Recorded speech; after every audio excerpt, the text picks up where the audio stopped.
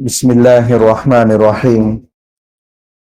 الحمد لله وحده والصلاة والسلام على من لا نبي بعده. أما بعد فأعوذ بالله من الشيطان الرجيم. بسم الله الرحمن الرحيم. يا أيها الذين آمنوا إذا نودي للصلاة من يوم الجمعة فاسعوا إلى ذكر الله. وقال النبي صلى الله عليه وسلم: المؤذنون أطول الناس أعناقا يوم القيامة. صدق الله مولانا العظيم وصدق رسوله النبي الكريم ونحن على ذلك لمن الشاهدين والشاكرين والذاكرين والحمد لله رب العالمين. قابل احترام بزرگان دین، اسلام کے احکامات بہت سارے ہیں، ان میں چند احکام ایسے ہیں جن کو شعائر کا درجہ حاصل ہے۔ شعائر سمبولز کو کہا جاتا ہے، بڑی بڑی نشانیوں کو کہا جاتا ہے۔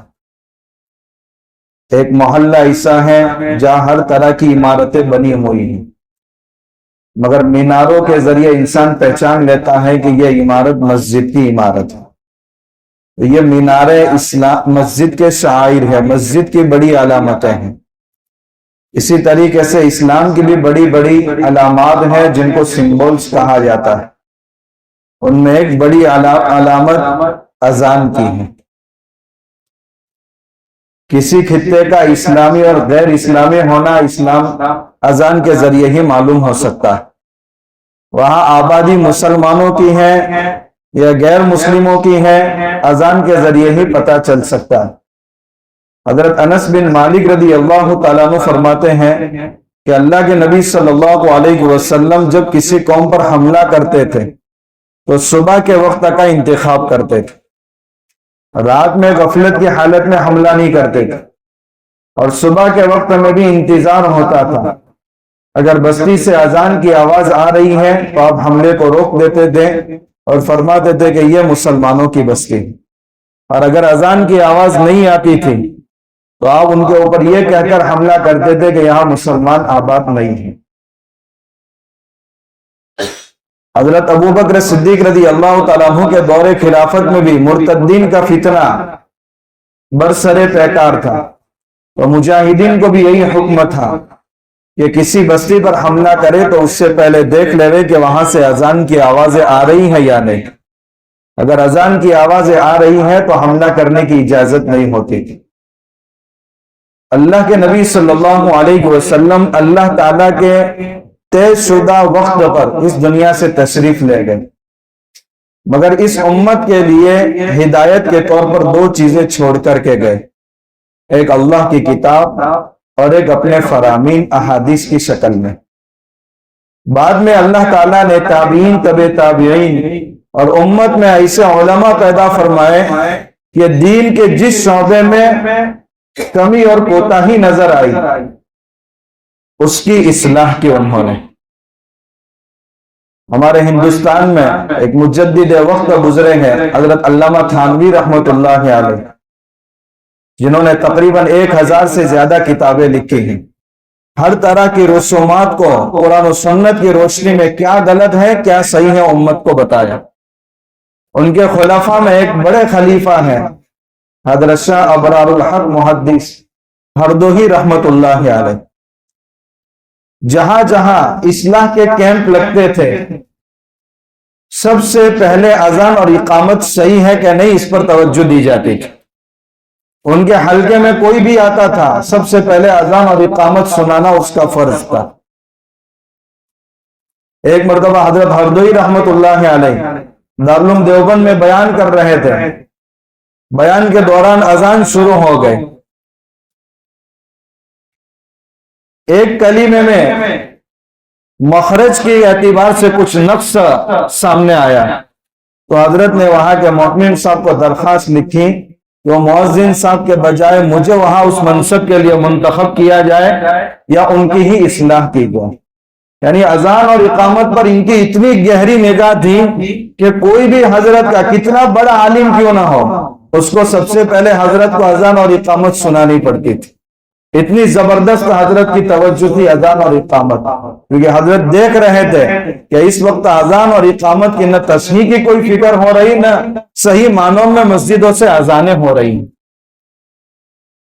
یہ اللہ تعالیٰ کی بہت بڑی نعمت ہے۔ اس لیے حضرت عمر رضی اللہ تعالیٰ عنہ تمنا کرتے تھے، کاش اگر مجھ پر خلافت کا بوجھ نہ ہوتا تو میں مؤذن ہوتا، لولا الخلافۃ لأذنت، میں کسی منصب کو اختیار کرتا تو میں مؤذن ہوتا۔ حضرت علی رضی اللہ تعالیٰ عنہ بڑے افسوس کا اظہار کرتے تھے، کاش میں زندگی میں اللہ کے نبی صلی اللہ علیہ وسلم سے درخواست کر لیتا کہ میرے دونوں بیٹے حضرات حسنین کو آپ مؤذن بنا دیں، مسجد نبوی کا یا حرم مکی کا۔ کاش میں یہ درخواست کر لیتا تو کتنا اچھا تھا، مگر میں حیاتی میں حضور سے یہ درخواست نہ کر سکا۔ تو یہ بہت اونچا منصب ہے اور اسلام کا بہت بڑا سمبول اور اس کی بہت بڑی علامت ہے۔ اس لیے آپ دیکھیں گے اذان کا جب مسئلہ آیا ہے، اللہ کے نبی صلی اللہ علیہ وسلم جب ہجرت کر کے مدینہ گئے ہیں تو مدینہ میں سب سے پہلا قیام آپ کا مسجد قباء میں ہوا، اور مسجد قباء کے قریب ایک مسجد ہے مسجد جامع، جہاں اللہ کے نبی صلی اللہ علیہ وسلم نے سب سے پہلے جمعہ ادا کیا۔ آج شاندار اس کو مسجد بنا دیا گیا ہے، اور مسجد جامع کے نام سے، جہاں اللہ کے نبی صلی اللہ علیہ وسلم نے سب سے پہلے جمعہ ادا کیا۔ جب مسجد نبوی بنی اور جماعت کا اہتمام لوگوں کے دل پر آیا تو اللہ کے نبی صلی اللہ علیہ وسلم نے صحابہ سے مشورہ کیا کہ بھئی جماعت کی اتنی اہمیت ہے اور نماز کے اوقات میں گنجائش زیادہ ہے، یعنی توسع ہے، نماز کے لیے 10-15 منٹ کا وقت ہم فارغ کرتے ہیں، مگر نماز کا جو اصل وقت ہے وہ تو 1 گھنٹہ ہے، 1.5 گھنٹہ ہے، 2 گھنٹے ہے۔ تو جماعت کے ساتھ نماز ادا کرنے کے لیے لوگوں کو تو جمع کرنا پڑے گا، اس کے لیے کیا کیا جائے؟ اس مجلس میں الگ الگ رائے آنے لگی۔ یہ سن ہجری 1 میں مشورہ ہو رہا ہے۔ کسی نے کہا یا رسول اللہ ایک جھنڈا بلند کیا جائے پہاڑ پر تاکہ سب لوگ دیکھ لے کہ نماز کا وقت ہو گیا ہے تو سب مسجد میں جمع ہو جائے۔ کسی نے کہا یا رسول اللہ آگ جلائی جائے پہاڑ پر، اس کی روشنی کو دیکھ کر سب آ جائے۔ کسی نے کہا یا رسول اللہ یہود کی طرح ناقوس بجایا جائے۔ تو کسی نے کہا کہ یا رسول اللہ عیسائیوں کی طرح ایک آواز وہ بلند کرتے ہیں جب ان کی عبادت کا وقت ہوتا ہے، نرسنگا جس کو کہتے ہیں۔ حضرت عمر رضی اللہ تعالیٰ عنہ نے اس وقت رائے دی کہ یا رسول اللہ اگر اس کا یہ طریقہ اپنایا جائے کہ جب جماعت کے ساتھ نماز ادا کرنے کا وقت ہو، ایک بندہ گلی محلوں کے اندر گھومے اور کہے الصلاۃ جامعۃ الصلاۃ جامعۃ، نماز سب کو جمع کرنے والی ہے، آ جاؤ، یعنی جماعت کا وقت ہو چکا۔ اللہ کے نبی صلی اللہ علیہ وسلم کو یہ رائے تھوڑی پسند آئی، آپ نے فرمایا چلو اس پر عمل کرتے ہیں، مگر مکمل اطمینان اس پر بھی نہیں ہوا تھا۔ اسی فکر پر مجلس برخاست ہو گئی۔ اللہ کے نبی صلی اللہ علیہ وسلم کو اس کا فکر تھا کہ کیا طریقہ اپنایا جائے۔ اسی فکر نے کئی صحابہ کرام کو متفکر بنا دیا تھا، کیا طریقہ ہو، ہر کوئی سوچتا تھا۔ حضرت عبداللہ ابن زید ابن عبد ربہ، یہ وہ صحابی ہیں، آپ ان کا نام یاد رکھیے، حضرت عبداللہ بن زید ابن عبد ربہ، یہ رات میں اپنے مکان پر سوئے ہیں، حالت ایسی ہے کہ آدھے سوئے ہیں آدھے بیدار ہیں۔ خواب میں دیکھا کہ ایک شخص ہاتھ میں ناقوس لیے کھڑا ہے اور یہ صاحب کہہ رہے ہیں کہ اس کو فروخت کرو گے، چونکہ دین بھر فکر اسی کی تھی تو خواب میں بھی وہی اثر ظاہر ہو رہا ہے۔ تو اس شخص نے کہا بھئی یہ ناقوس لے کر کیا کریں گے؟ کہ ہم سب اذان کے لیے لوگوں کو جمع کرنا چاہتے ہیں تو یہ ناقوس ہمارے لیے معاون اور مددگار بنے گا۔ تو اس شخص نے کہا رہے اس سے بہتر چیز میں آپ کو بتا رہا ہوں۔ کہا کیا ہے؟ تو اذان کے کلمات سنائے، اور اقامت میں کیا تبدیلی ہے حی علی الفلاح کے بعد وہ بھی بتائی۔ اس کے بعد جب ان کی آنکھ کھلی ہے تو اللہ کے نبی صلی اللہ علیہ وسلم کے دربار میں صبح کے وقت گئے، کہا یا رسول اللہ رات کے وقت میں نے یہ خواب دیکھا، کیا دیکھا؟ کہ ایک ناقوس لیے ہوئے شخص آیا، میں نے اس سے یہ بات کی، اس کے بعد اس نے مجھے یہ کلمات سکھائے۔ اللہ کے نبی صلی اللہ علیہ وسلم نے فرمایا اِنَّهُ لَرُؤْيَا حَقٌّ انشاءاللہ، یہ بالکل سچا خواب ہے۔ دیکھیں، خواب کے ذریعے شریعت کا کوئی حکم نہیں ملا، اس پر مہر کس نے لگائی ہے؟ اللہ کے نبی صلی اللہ علیہ وسلم نے۔ تو حضور کا مہر لگانا یہ بھی حدیث ہے۔ آج اگر کوئی شخص آ کر کہے حضور رات میں خواب میں آئے، فجر میں 4 کے بجائے 2 رکعت پڑھنی ہے، کوئی حکم ثابت نہیں ہوگا۔ یاد رکھیں، آج خواب پر ہماری شریعت سے زیادہ اہمیت خواب کو دی جا رہی ہے۔ صرف نبی کا خواب حجت ہو سکتا ہے، امتی کا خواب شریعت کے معاملے میں حجت نہیں، اور شریعت تو مکمل ہو چکی ہے، اس میں کوئی اضافہ نہیں ہو سکتا۔ یہاں اعتراض یہ ہو سکتا ہے خواب کے ذریعے اذان کا حکم کیوں ثابت ہوا؟ تو اللہ کے نبی صلی اللہ علیہ وسلم نے مہر لگائی ہے اِنَّهُ لَرُؤْيَا حَقٌّ انشاءاللہ، یہ تو بالکل سچا خواب ہے، نبی کی تائید حاصل ہے۔ پھر اللہ کے نبی صلی اللہ علیہ وسلم نے حضرت عبداللہ ابن زید ابن عبد ربہ سے کہا حضرت بلال کو یہ اذان کے کلمات تلقین کرو اور وہ لوگوں کو اذان کے ذریعے نماز کے لیے بلائیں گے۔ یہاں 2 سوال ہوتے ہیں۔ ایک سوال یہ ہوتا ہے کیا یہ خواب اللہ کے نبی صلی اللہ علیہ وسلم کو نہیں دکھایا جا سکتا تھا؟ دوسرا، یہ منصب حضرت عبداللہ ابن زید ابن عبد ربہ کو نہیں سپرد کیا جا سکتا تھا؟ اس کا جواب یہ ہے، اذان کے اندر آپ سنتے ہیں اشہد ان محمد رسول اللہ، میں گواہی دے رہا ہوں کہ محمد صلی اللہ علیہ وسلم اللہ کے رسول ہیں۔ اگر حضور یہ اذان کے کلمات امت کو تلقین فرماتے تو یہ لوگ یہ سمجھتے کہ محمد رسول اللہ کوئی اور ہے جس کی شہادت رسالت کی گواہی خود حضور دے رہے، تو آپ کی رسالت پر عقیدے پر زد پڑتی، اس لیے امت کے کسی فرد کو اذان کا خواب دکھایا گیا تاکہ دوسرے کی گواہی ہو تو وہ مانی جائے کہ حضور کے حق میں ہے۔ اور حضرت عبداللہ ابن زید ابن عبد ربہ رضی اللہ تعالیٰ عنہ اس وقت بیمار چل رہے تھے، آواز میں نقاہت تھی، تو اللہ کے نبی صلی اللہ علیہ وسلم نے فرمایا حضرت بلال رضی اللہ تعالیٰ عنہ کی آواز بھی اچھی ہے اور ان کی آواز بھی زیادہ لوگوں تک پہنچے گی، اس لیے اذان کے کلمات آپ کھڑے کھڑے جو آپ کو خواب میں بتائے گئے تلقین کرو، اور وہ بلند آواز دیں گے اور لوگوں کو اذان کے ذریعے بلائیں گے۔ یہ 2 سوالوں کا جواب ہوا۔ حضرت بلال حبشی رضی اللہ تعالیٰ عنہ کو یہ منصب کیوں ملا؟ اللہ تعالیٰ نے ان کو یہ منصب اس لیے دیا تھا کہ جب مکہ میں ان کے آقا ان کے اوپر ظلم کرتے تھے تو یہی کہتے تھے احد احد، اللہ ہی بڑا ہے، میرے آقا کا ظلم مجھ پر بڑا نہیں ہے، میرے آقا کا حکم مجھ پر بڑا نہیں ہے، میرے رب کا حکم بڑا ہے۔ اس احد احد کی برکت تھی کہ اللہ کے نبی صلی اللہ علیہ وسلم نے سب سے پہلے مؤذن کسی کو بنایا ہے تو حضرت بلال حبشی رضی اللہ تعالیٰ عنہ، کہ انہوں نے جب اذان دی، اب ظاہر سی بات ہے امت پہلی اذان اسلامی تاریخ میں سن رہی تھی۔ حضرت عمر رضی اللہ تعالیٰ عنہ جس چادر کے ساتھ سوئے ہوئے ہیں اسی چادر کو گھسیٹتے ہوئے آئے، کہ یا رسول اللہ 20 دن پہلے میں نے یہ خواب میں کلمات سنے ہیں۔ اللہ کے نبی صلی اللہ علیہ وسلم نے ارشاد فرمایا پھر کیوں تم نے ذکر نہیں کیا؟ کہ یا رسول اللہ یہ خوبی میرے بھائی کی قسمت میں تھی، اس لیے اللہ نے مجھے بلا دیا، ورنہ بیائی نہیں، یہی خواب میں نے 20 دن پہلے دیکھا ہے۔ لیکن چونکہ یہ فضیلت حضرت عبداللہ ابن زید ابن عبد ربہ رضی اللہ تعالیٰ عنہ کے حق میں مقدر تھی اور ان کی وجہ سے اسلام کے اس شعار کو بلندی ملے گی، اس لیے ان کا نام یاد رکھیں۔ حضرت بلال حبشی رضی اللہ تعالیٰ عنہ نے اذان کے کلمات کہے اور یہی سے اذان کی ابتدا ہو، اور 5 وقت یہی اذان کے کلمات کہے جانے لگے۔ پھر اللہ کے نبی صلی اللہ علیہ وسلم نے سب سے عظیم منصب اگر کسی کو قرار دیا ہے تو وہ منصب اذان ہے۔ بخاری شریف کی روایت ہے، اللہ کے نبی صلی اللہ علیہ وسلم ارشاد فرماتے ہیں مؤذن کی آواز جہاں تک پہنچتی ہے، چاہے اس کو سننے والے جنات ہوں، اس کو سننے والے انسان ہوں کہ جمادات ہوں کہ پتھر ہوں، قیامت کے دن سب گواہی دیں گے کہ اللہ تیری بڑائی کی طرف اس بندے نے بلایا تھا۔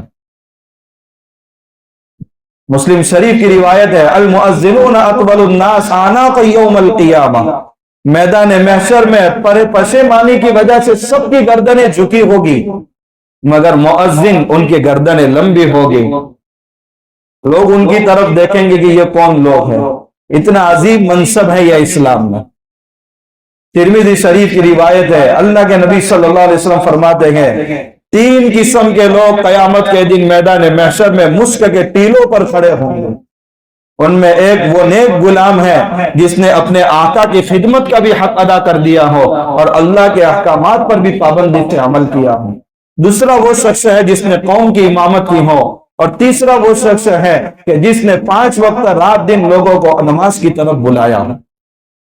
इब्न माजा शरीफ की रिवायत है, जिसने 7 साल अजान का एहतिमाम के साथ अजान दी, कयामत के दिन उसको जहन्नम से आजादी का परवाना लिख दिया जाएगा। इब्न माजा की दूसरी रिवायत में है, जिसने 20 साल अजान दी, कयामत के दिन उसके लिए जन्नत वाजिब हो जाएगी। ये 2 रिवायत है, इसमें एक साथ में 7 साल का जिक्र है और एक में 20 साल का जिक्र है। मुहद्दिसीन ने दोनों के दरमियान तत्बीक इस तरीके से दी है कि आम तौर पर हर बंदे की जिंदगी 60 से 70 साल तक होती है। अगर किसी को ज्यादा मिल जाए तो ज्यादा से ज्यादा 120 साल। दोनों रिवायात का खुलासा यह है कि जिसने अपनी जिंदगी का 10वां हिस्सा अजान देने में गुजारा है, कयामत के दिन जहन्नम से आजादी का परवाना और जन्नत के वजूब का परवाना उसको दे दिया जाएगा। 60 साल के हिसाब से 7 साल जिंदगी का 10वां हिस्सा बनते हैं और 120 साल के हिसाब से 20 साल जिंदगी का 10वां हिस्सा बनते हैं। दोनों रिवायत में कोई तारुज नहीं है, दोनों रिवायत अपनी जगह पर दुरुस्त है। यह फजीलत है। अल्लाह के नबी सल्लल्लाहु अलैहि वसल्लम के जमाने में 5 मुअज्जिनीन का तज़किरा मिलता है। एक मुअज्जिन जिनका जिक्र, जिनके जरिए अजान का शिआर उम्मत को दिया गया, वो अब्दुल्लाह इब्न ज़ैद इब्न अब्द रब्बिही रज़ियल्लाहु तआला अन्हु। ये अंसारी सहाबी हैं।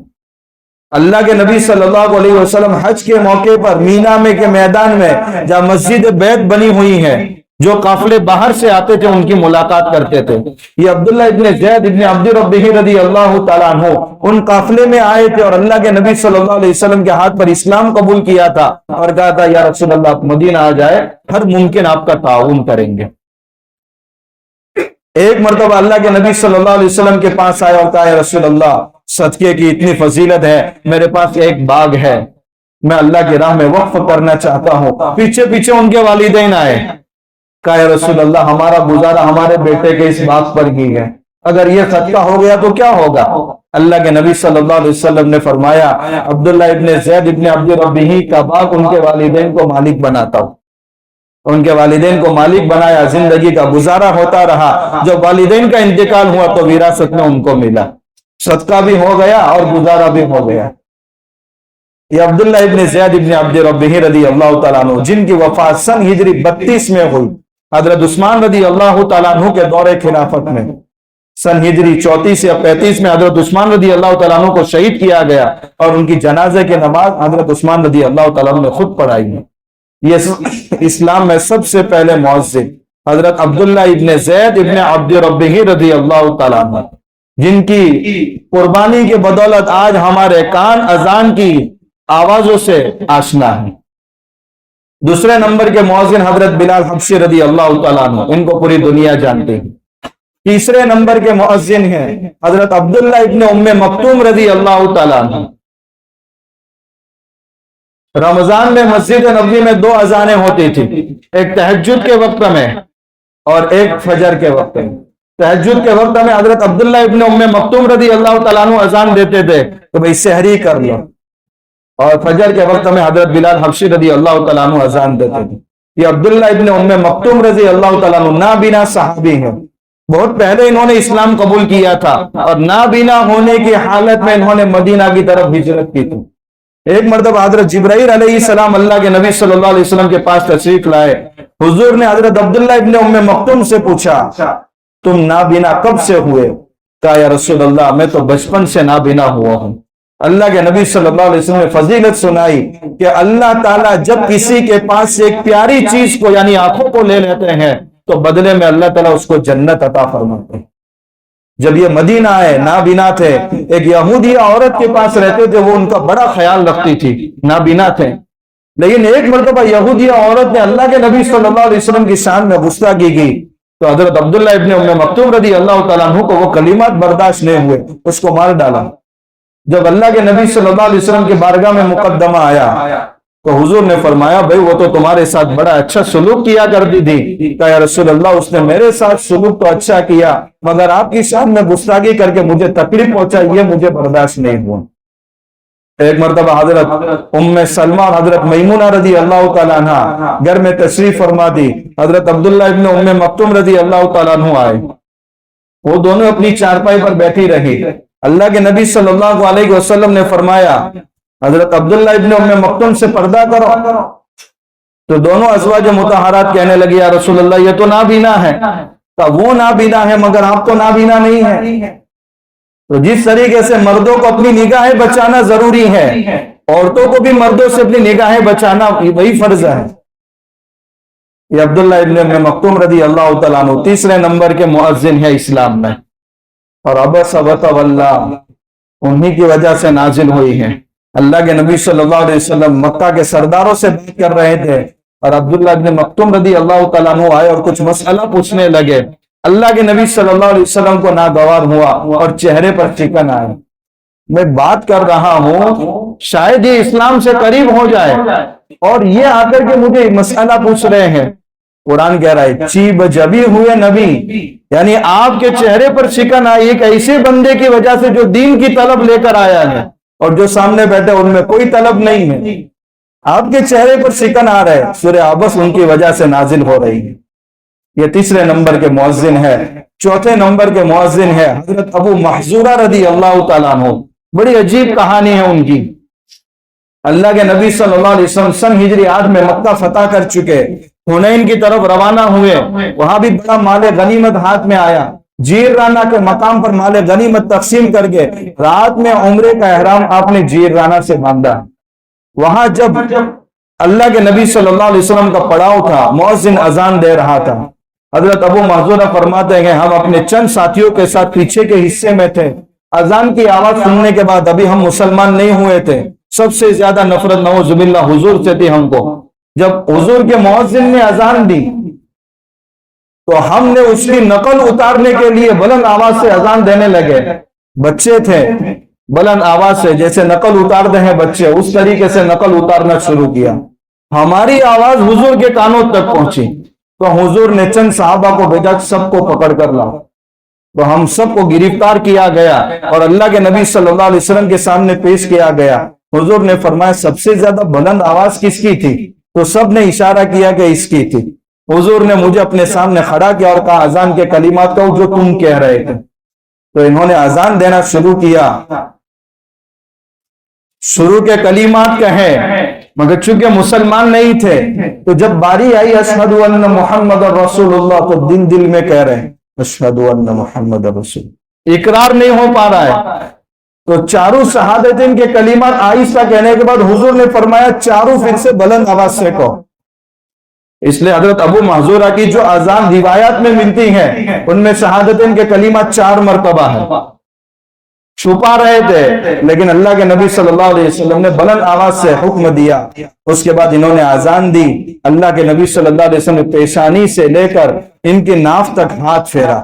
वो फरमाते हैं, यह हाथ फेरने की बरकत ये थी कि मुझे सबसे ज्यादा मोहब्बत अल्लाह के नबी सल्लल्लाहु अलैहि वसल्लम से हो गई और उसी जगह मैंने इस्लाम कबूल कर लिया। और अल्लाह के नबी सल्लल्लाहु अलैहि वसल्लम चूंकि मक्का आए हुए थे, मैंने कहा, या रसूल अल्लाह, हरम मक्की का मुझे मुअज्जिन बना दी।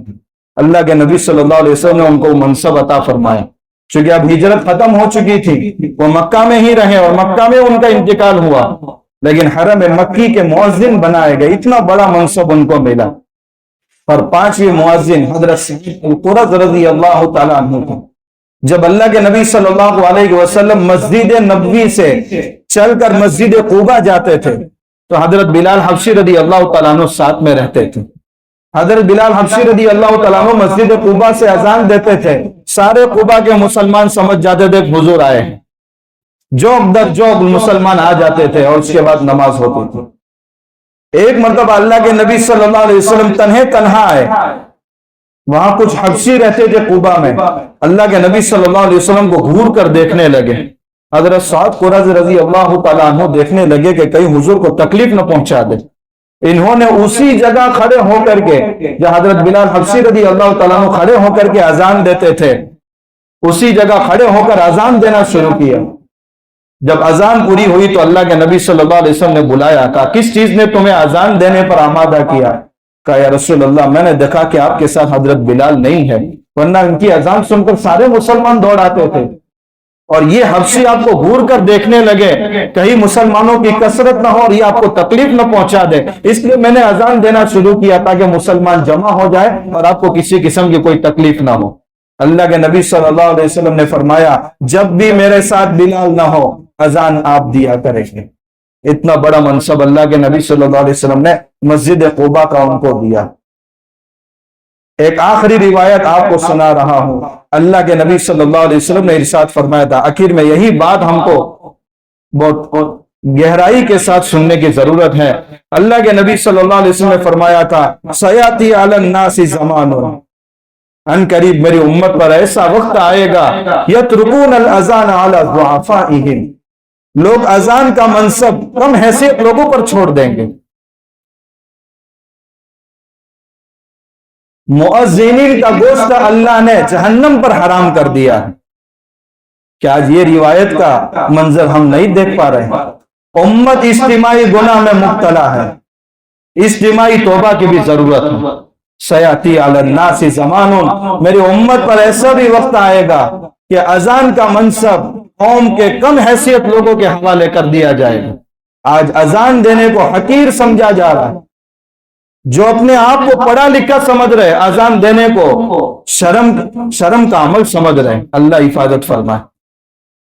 ایسا کیوں ہو رہا ہے؟ ایسا اس لیے ہو رہا ہے کہ اس منصب کی قدر ہم نے اپنے دلوں سے نکال دی۔ آج ہمارا نوجوان 10,000 کی جاب کرنا پسند نہیں کرتا، وہ دوسرے جاب کی تلاش میں ہے۔ آج مؤذنین کا کیا حال ہے؟ کیا ان کی ضرورتیں ہم پوری کر رہے ہیں کہ نہیں؟ آج ہمارے بیٹے بھی یہ چاہتے کہ میں بھی مسجد کا مؤذن ہوتا۔ حضرت عمر رضی اللہ تعالیٰ وہ تمنا کر رہے خلافت کا بوجھ نہ ہوتا تو میں مؤذن ہوتا۔ حضرت علی رضی اللہ تعالیٰ عنہ افسوس کر رہے کہ حضور کو درخواست نہ کر سکا میں کہ میرے دونوں بیٹوں کو مؤذن بناؤں۔ اس منصب کی حیثیت ہم نے کم کی ہے۔ آج شاید و باید کوئی مسجد ایسی ہو جہاں 100% اذان درست ہوتی ہے۔ اکابر سے سنا ہے جس محلے کی اذان غلط ہوتی ہے اس محلے میں انتشار بڑھتا جاتا ہے۔ مسجدوں میں انتشار ہے، محلہ تو دور کی بات ہے، ایک کا دل دوسرے سے جڑا ہوا نہیں ہے۔ رہ گئی رسم ازا روح بلالی نہ رہی، فلسفہ رہ گیا تلقین غزالی نہ رہی۔ پہلے وہ وقت تھا کہ اذان ہوتی تھی مسجدوں سے، ہماری عورتیں اپنا دوپٹہ سیدھا کر لیا کرتی تھی، بچے اپنی آواز بند کر دیا کرتے تھے، غیر مسلم اپنا لیکچر روک دیتے تھے۔ مگر آج کیا حال ہے؟ وہی اذانوں سے نفرت ہو رہی ہے، اس لیے کہ اس کی اہمیت ہم نے کم کی۔ ایک دم سے حالات ان چیزوں پر نہیں آتے، وقف کی ملکیت میں خرد برد ہم نے کیا تب حالات آئے گا۔ اذان کے منصب کو حقیر ہم نے سمجھا، اس کی وجہ سے یہ حالات آئے ہیں۔ پتہ نہیں آگے کے حالات کیا بنیں گے۔ ہمارے بچے ہم سے کہیں گے اذان کیا چیز ہے؟ یہ حالات بننے جا رہے ہیں۔ اس ملک میں ایک ذہنیت کا طبقہ یہ ہے جو مسلمانوں کو اس ملک میں برداشت کرنا نہیں چاہتا، لیکن آج کا موضوع یہ ہے کہ اس غلطی پر ہم نظر ثانی کریں۔ اگر اللہ نے مسجد کی تولیت دی ہے تو میری یہ ذمہ داری ہے کہ میری مسجد میں اذان درست ہونی چاہیے۔ میرے گاؤں میں الیکشن کے موقع پر شدید اختلاف ہوا، ایک نیک بزرگ آئے اور انہوں نے کہا کہ اذان میں اصلاح کی ضرورت ہے۔ ایک بندے نے کھڑے ہو کر کے کہا کہ اس منصب پر جو بھی شاندار قرات کے ساتھ اذان دے گا پوری معیاری تنخواہ میری طرف سے رہے گی۔ چند سال تک اذان کا اہتمام کیا گیا، الحمدللہ وہ اختلاف ختم ہو گئے۔ اس لیے اس کی قدر کرنے کی ضرورت ہے۔ آگے کے حالات بہت بھیانک بنتے جا رہے ہیں۔ جو کثرت آج آپ جمعہ میں دیکھ رہے ہیں، اللہ حفاظت فرمائے، اللہ حفاظت فرمائے۔ جس طریقے سے آج ہمارا معاشرہ بے حسی کے ساتھ چل رہا ہے، اس سے یہ نتیجہ آگے کے خطرات کا جو نظارہ کر رہے ہیں وہ یہ بتا رہے ہیں اتنی کثرت मंदिरों में जाने वाली आपको नजर आएगी। अल्लाह हिफाजत फरमाए। जो बेहिस्सी हमारी है, आज बच्चों के ताल्लुक से हम क्या कर रहे हैं? अच्छा खाना खाए इसकी फिक्र माँ बाप कर रहे हैं, अच्छे जोड़े पहने, शादी ब्याह में, ये रस्म में, वो रस्म में, ईद के मौके पर इसकी फिक्र माँ बाप कर रहे हैं। अल्लाह ने 2 पैसा ज्यादा दिया है तो अच्छी स्कूल कॉलेज में वो पढ़े, इसकी फिक्र माँ बाप कर रहे हैं। उसके अलावा चौथे नंबर की क्या फिक्र हो रही?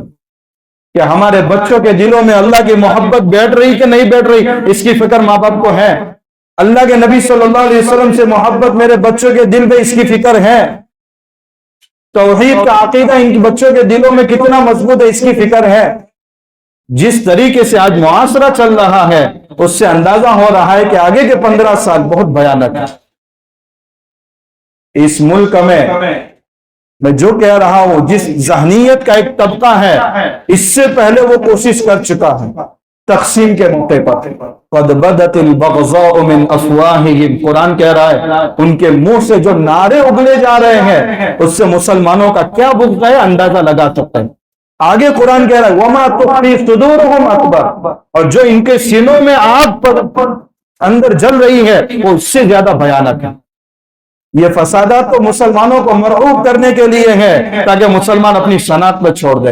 ये वक्त है कि हमारा हर बच्चा अपनी जबान पर अजान के कलीमात हो, हमारे हर घर की बच्ची में अजान के कलीमात हो, इस्लामी शनाख्त को हम अपनाए, टोपी और दाढ़ी के साथ जीने का वक्त है, मरूब होने का वक्त नहीं है। ये तकसीम का जो मौका बना था वो ये चाहते थे कि इस मुल्क के अंदर हम जो चाहे वही हो, ये जमहूरी मुल्क नहीं बनना चाहिए। इसलिए 150 साल हमारे अकाबिर की कुर्बानियों के बाद, इसको कहते हैं 150 साल कुर्बानी।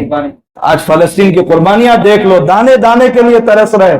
कितनी इमारतें जो आसमान से बातें कर रही थी आज जमीन में धंस गई। 150 साल कुर्बानी मामूली कुर्बानी है। कुछ लोगों को उकसाया गया कि तुम अलग मुल्क का मुतालबा करो, इन्होंने अलग मुल्क का मुतालबा किया। आज हैदराबाद में बेगम बाजार एक मोहल्ला मशहूर है जहां मुसलमानों के बड़े बड़े मोहल्लात होते थे। उस उकसाने का असर यह था कि वहां के मालदार मुसलमान ये कहते थे ये मोहल्ले की सारी इमारतें तुम ले लो, सिर्फ एक लाहौर का टिकट दे दो हमको, एक लाहौर के टिकट के लिए। और हालत क्या थी, बस्ती निजामुद्दीन के सामने जो मैदान था, मुसलमान रात भर रुकते थे और खचाखच ट्रेन दिल्ली से भरकर लाहौर तक जाती थी। अमृतसर में सिख इतना कत्ले आम करते थे कि शायद आधे लोग लाहौर पहुंच पाते। जो इस्लाम के नाम पर मुल्क बना, ऐसी आहानी दीवार कायम कर दी गई, आज हमारे लिए उस मुल्क का नाम लेना जुर्म हो गया। क्या इस्लाम? वहां बेहयाई औरतों में कितनी है, जवानों में कितनी है, हम देख रहे हैं। उस वक्त कुछ मुसलमान यहां बाकी रह गए थे।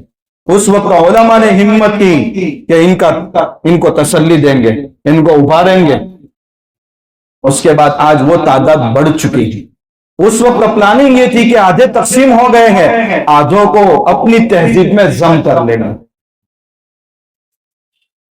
आधों को अपनी तहजीब में जम कर लेंगे। लेकिन हमारे बाप दादाओं को अल्लाह खूब जज़ाए खैर दे, आज वो कब्रों में चले गए। आज इस्लाम की शनाख्त बाकी है।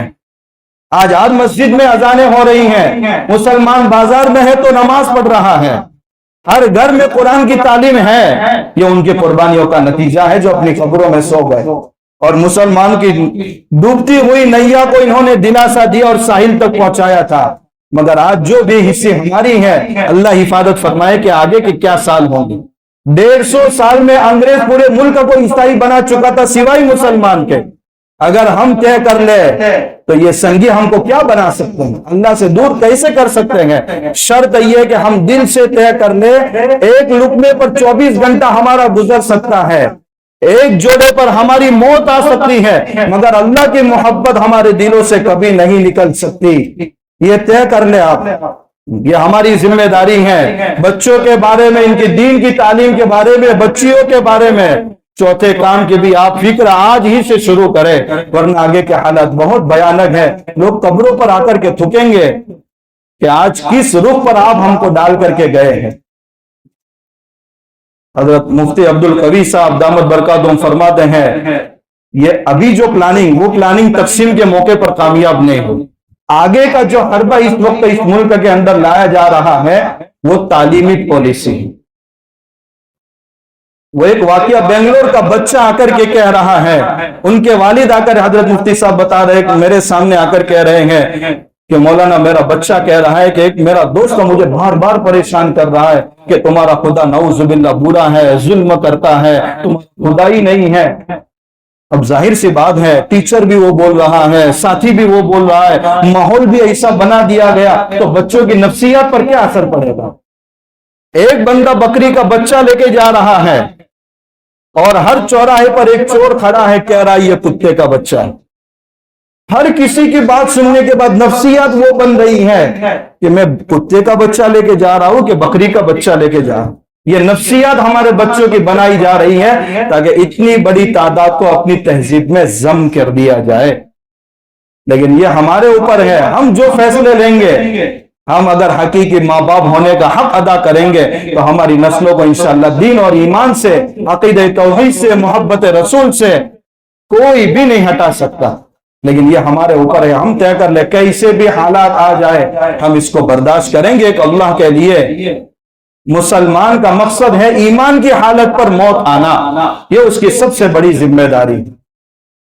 इसलिए माँ बाप चौकन ना रहें, सिर्फ स्कूल के गेट पर छोड़कर वापस ना आ जाए, स्कूल के गेट से बच्चों को वापस लेकर ना आ जाए, अंदर हमारे बच्चों को क्या पढ़ाया जा रहा है वो भी जानना जरूरी है। बच्चों की हाजिरी मुकम्मल ली जा रही कि नहीं ले जा रही, कौन सी चीजें उसके अंदर पढ़ाई जा रही है, वो माँ बाप पहले जिम्मेदारी के साथ तय करें। जो बच्चे अच्छी स्कूलों में तालीम हासिल कर रहे हैं वो भी काबिल रहम है, और जो बच्चे तालीम से महरूम है वो भी काबिल रहम। दौर ऐसा आएगा और आ चुका है कि बच्चा शाम को स्कूल से वापस आए तो बच्चे को कहना पड़ेगा बेटा कलिमा तौहीद पढ़ और उसके बाद दोबारा ईमान की तजदीद कर।